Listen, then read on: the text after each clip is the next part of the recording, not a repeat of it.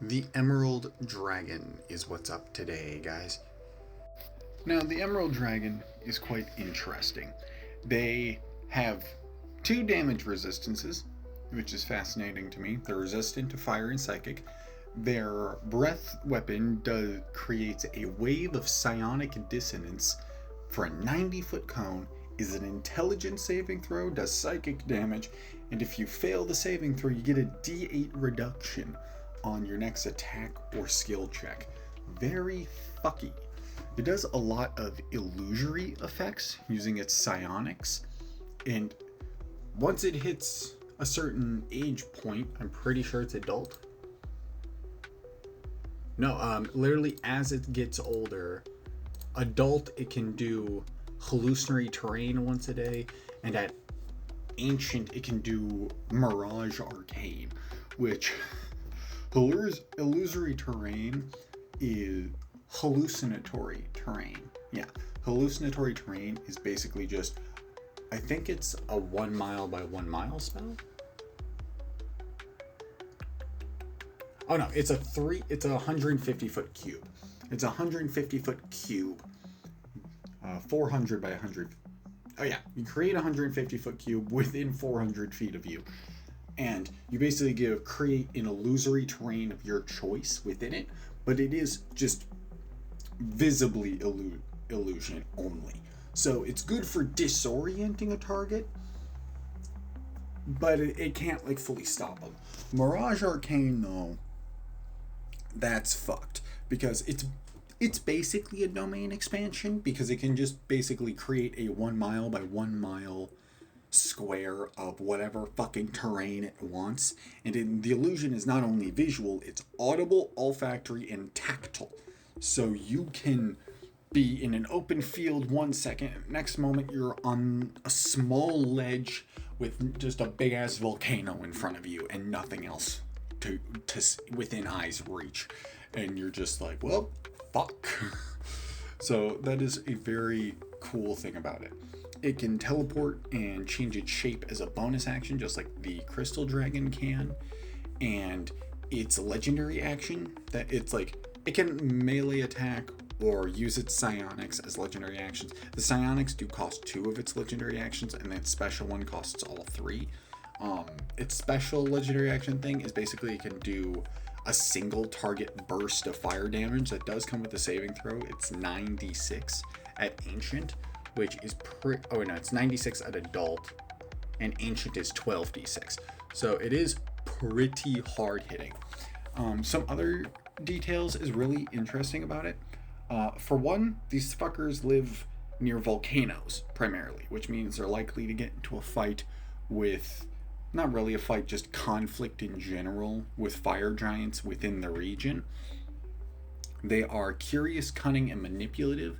They are likely to use their psionic powers to weave illusions to most of the time cloak their own presence from people so that they can just observe and gather more information without being caught.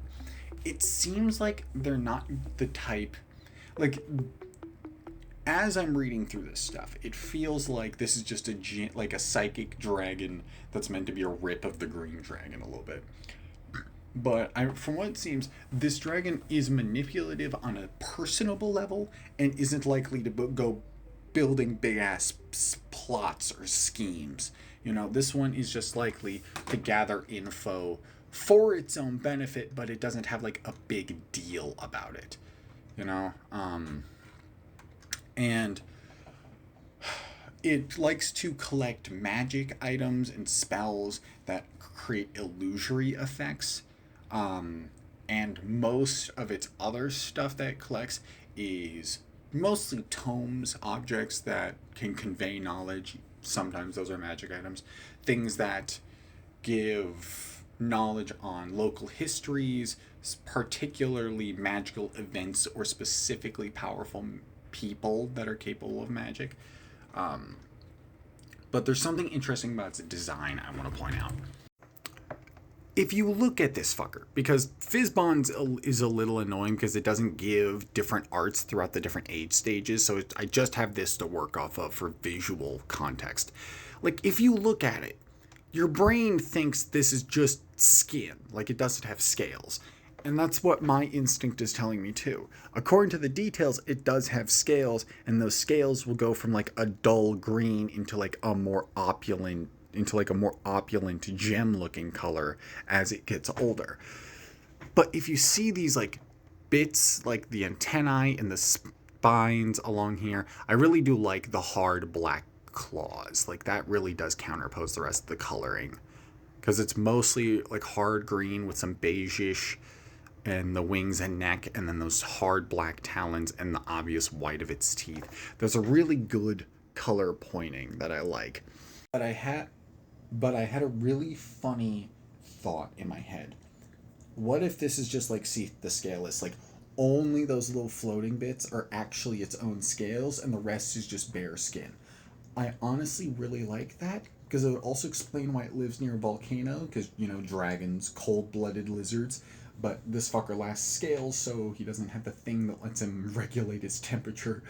Like, it's really hard to regulate your own temperature when the external part of your body that most of your species has is not there. You know, like Seath the Scaleless from Dark Souls 1, he turned on his entire species just because he was the only one that wasn't invulnerable. This fucker just sits in volcanoes minding his business because he's not as tough as the other dragons, and I honestly really like that idea. It also explains why he fucks with illusions so much, because sure, it may be the thing that he's most innate to, but also it's the thing that's most likely to protect him from getting beat up by shit that's bigger than him. I honestly really like that idea. Also, these guys have tunneling. They have like a burrow speed, but it specifically details that they do leave behind whole like tunnels when they dig. It's like a 10-foot tunnel. It's like a 10-foot tunnel at Wormling, and then it goes up by 5-foot increments, all the way. I think it goes. Yeah, it goes 10 at Wormling, 15 Young, and then, right? 10 foot. Oh no, it's 10 foot at Wormling. It's 10 foot at both Wormling and Young, and then it goes to 15 at Adult, and 20 at Ancient. These guys are really fucking slim. That if only a 20-foot hole fits an Ancient Dragon, that's really slim. Like I get they're probably folding their wings like along their back while they're doing it, but that's still really fucking small, ain't it? Like in all the other details you see, like ancient dragons are big enough to fucking smash through castles like they're fucking Tonker toys, and this guy fits through a 20-foot hole. That's a tiny slim ass fucking dragon. Like I'm pretty sure the width of my room is like not even 15 feet. So actually, yeah, no, the width of my room is barely even 10 feet. So yeah, that is not a like it is big. It is big of a hole, but it's not giant, you know? That's very like it's not as terrifyingly big as dragons usually are, which is very fascinating to me. I'm definitely going to mull on this because I feel the urge to use this.